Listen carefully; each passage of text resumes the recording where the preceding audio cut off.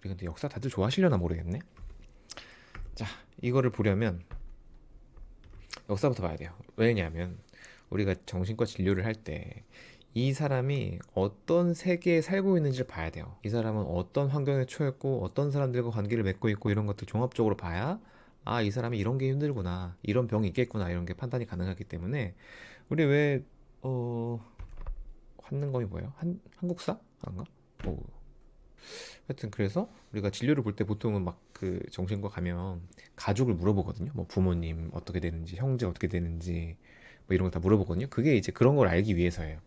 내가 사는 세상을 알기, 그 오신 분의 세상을 알기 위해서 그런 질문을 하는데 97점이면은 되게 높은 거 아니에요? 야, 알겠습니다. 제가 긴장을 하고 사실 제가 좀 먼저 말씀드리면 이게 제가 전문 분야가 아니기 때문에 틀린 게 있을 수 있어요. 미리 말씀을 드릴게요. 제가 나름 열심히 준비를 하긴 했는데 틀린 게 있을 수 있습니다. 감안을 하고 혹시 뭐 틀린 게 있으면 지적을 해주세요. 그래서 이 보통 3대를 보거든요. 원래 할아버지 때부터 봐요. 할아버지 때 어땠고 아버지 때 어땠고 그리고 내 때 어땠지, 이렇게 보통 3대를 보는데 야, 조선은 우리가 기록이 워낙에 많아서 3대를 어느 정도 볼 수 있습니다. 그래서 일단은 우리가 사도세자를 봐야 되니까 3대 할아버지 때 가면 이제 숙종부터 가요. 숙종 있고 그 밑에 경종 있고 그 다음에 이제 사도세자의 아빠죠, 영조가 있고 이렇게 되는데 숙종이 보니까 그 유명한 장희빈 아시죠? 숙종이 장희빈하고 같이 있었고 그리고 이제 장희빈의 아들이 경종이에요. 경종. 그래서 이제 숙종이 끝나고 경종이 이제 즉위를 했는데 경종이 건강이 좀 안 좋았대요. 건강이 좀 안 좋아서 한 4년인가 있다가 갑자기 사망을 합니다. 그래서 영조의 이제 이복형이죠. 이복형인데 갑작스레 죽게 되면서 그리고 이제 영조가 이제 즉위를 하죠. 그래서 요런 이제 배경이 있고 근데 이제 갑작스럽게 사망을 하는데 영조가 그때 약간 뭐 경종한테 마지막에 뭐 감이랑 꽃게인가 이런 거를 뭐 주고 뭐 인삼차를 줘라 뭐 이걸 줘라 이런 거에 좀 개입을 했대요. 그래서 요게 영조가 형을 죽인 게 아니냐, 독살설, 이게 굉장히 많이 퍼졌고 이게 영조 제2기간 내내 약간 소문처럼 이렇게 좀 따라다녔대요. 이런 게 좀 이런 배경이 있고 자, 또 역사를 보면 우리가 잠깐만요, 붕당 정치 이거 다 아세요? 이게 노론 소론이 나오는데 저도 좀 공부를 해봤어요. 공부를 하니까 동서남북 노소, 그죠? 노론소론 탕평제.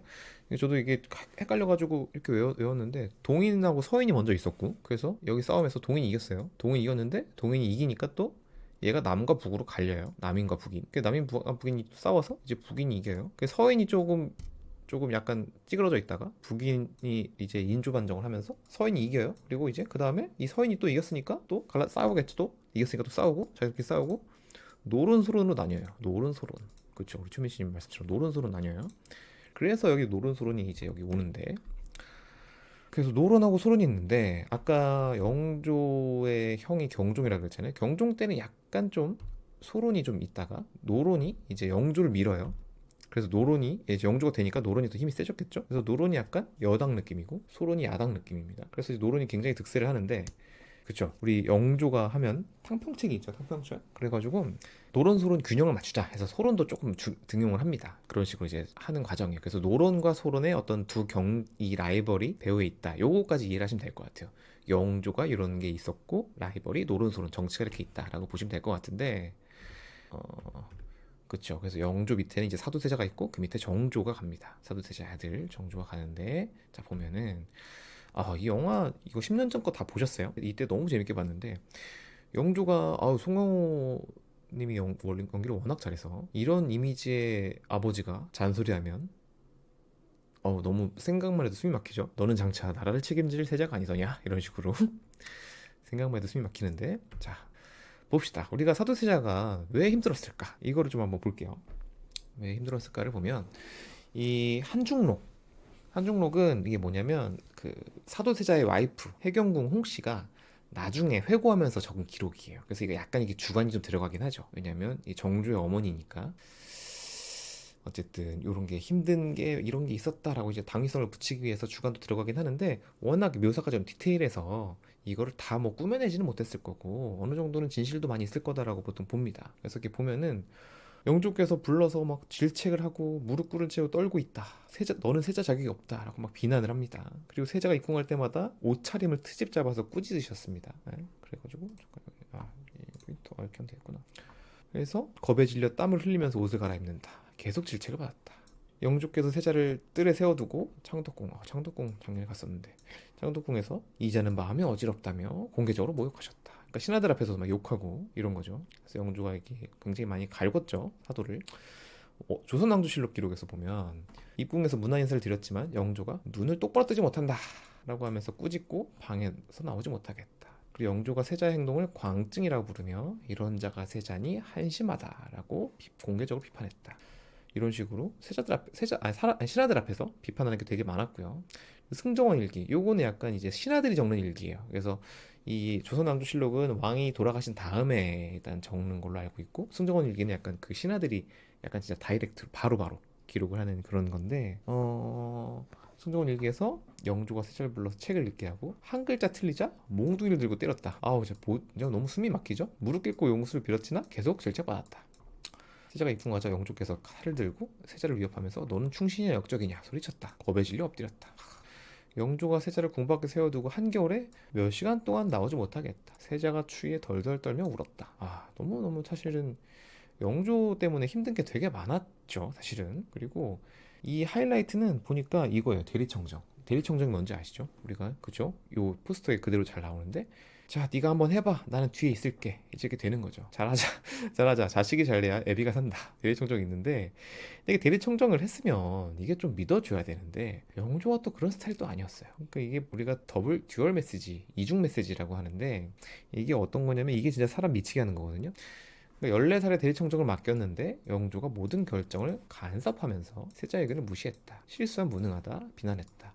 그러니까 네가 해봐. 네 맘대로 해봐. 해서 자기 맘대로 하면 네가 그걸 왜 네 맘대로 하냐? 너 이렇게밖에 못하냐? 하고 비난하고 이거 어떻게 할까요? 물어보면 너는 그것도 혼자 못하냐? 하면서 이래도 비난하고 저래도 비난하고 요걸 우리가 듀얼 메시지라고 합니다. 그러니까 이게 진짜 스트레스를 엄청나게 받게 하는 거죠. 그러니까 예를 들어서 회사에서 예를 들어서 뭐 팀장님이 회의하는데 자 우리 자유롭게 의견을 내봅시다 해놓고 의견을 내면 자네는 그걸 의견이라고 내나? 약간 이런 식인 거예요. 그러니까 하라고 해놓고 아니라고 하고 이게 이중 메시지. 그러니까 이게 더블 바인드 이론인데 요게 우리가 정신병이 발생하는데 중요한 원인 중에 하나라는 이론이 있어요. 그죠? 그래서 이제 이런 거에서 사도가 일단 스트레스를 굉장히 많이 받았을 것 같아요. 일단 원인은 이런 게 있을 것 같고 자, 증상을 보면은, 근데 이 정도 증상이 있었는지. 자, 하늘을 매우 무서워하시고, 이런 글자를 보지 못하시며, 그리고 뭐 뇌성보와 천존이 보인다. 이거는 환시죠, 환시. 환시. 환시. 그러니까 없는 게 보이는 걸 환시라고 해요, 우리가. 환각 중에 이제 보이는 게 환시인데. 환시는 참 이게 그래도 좀 드문 편인데. 병환이 깊다 이런 것도 있고 그리고 이게 또 사람을 죽이죠. 머리를 들고 오셔서 표시하고 이게 뭐 기록에 따라서 100명 넘게 죽였다는 말도 있더라고요. 근데 또 우울하신 것도 있어요. 뭐 자살한다 이런 것도 하고 겨우 진정을 하셨다라고 하는데 그래서 보면은 근데 또 이 병환이 안 나오는 때는 또 괜찮다. 그러니까 증상이 없을 때는 또 괜찮대요. 미지는 곳이 없으시다가 병환이 나오시면 또 딴 사람 같았다. 이상하다. 이런 것들이 있죠. 그리고 또 증상 중에 하나는 옷을 수십 번 갈아입는데요. 아까 영조가 옷 가지고 엄청 트집 잡고 비난했다고 했죠. 그래서 그것 때문에 생긴 것 같긴 한데 그러니까 이게 아버지한테 비난을 받지 않기 위해서이겠지만 굉장히 불안이 심하고 옷을 수십 번 갈아입는다. 이거는 우리가 강박을 의심을 해볼 수 있는 것들이죠.